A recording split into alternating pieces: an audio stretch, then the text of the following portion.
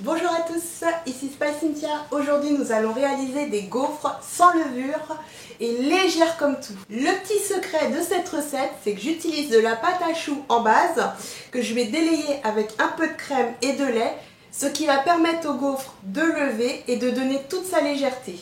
Donc on se retrouve en cuisine, on se motive, on met les tabliers, c'est parti.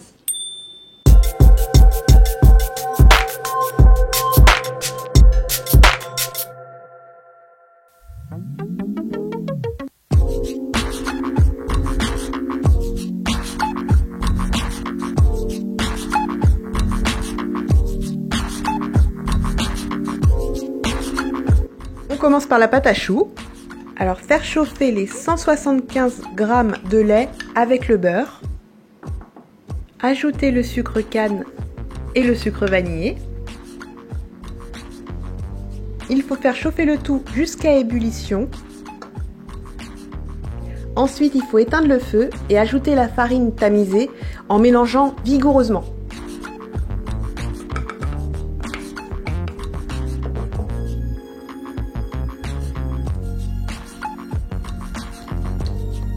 Puis rallumez le feu et faites dessécher la pâte pendant 2 minutes. Vous allez voir que la pâte va commencer à se décoller de la casserole. Dans ce cas-là, vous pouvez éteindre.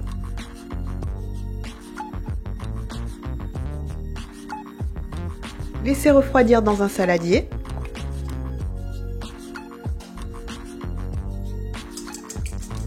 Dans un autre récipient, vous allez battre les 4 œufs. Puis vous allez incorporer les œufs en 4 fois à la pâte à choux.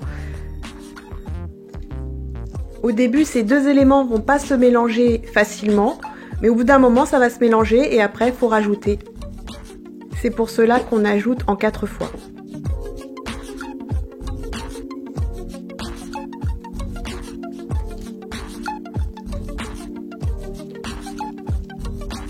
À la fin, ça ressemble à une purée un peu ferme. À partir de là, on va ajouter les 120 g de lait.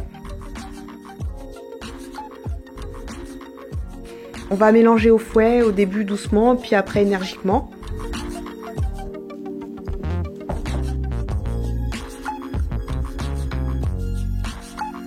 Même procédé avec la crème liquide.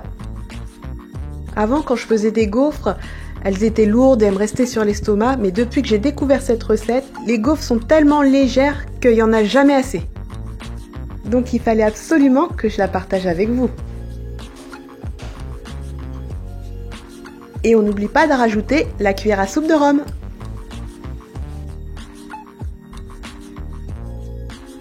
Chauffez et bien huilez votre gaufrier.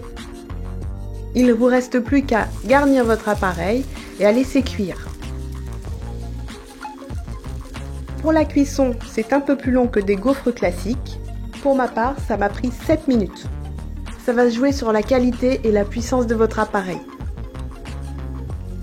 Il ne vous reste plus qu'à garnir de chocolat, de confiture ou de sucre glace et de vous régaler. Et je vous remercie du fond du cœur d'avoir passé ce moment avec moi. Je vous encourage à vous abonner pour ne manquer aucune de mes vidéos. En attendant la semaine prochaine, retrouvez-moi sur Facebook pour encore plus de recettes. Au revoir et à la semaine prochaine. Ciao!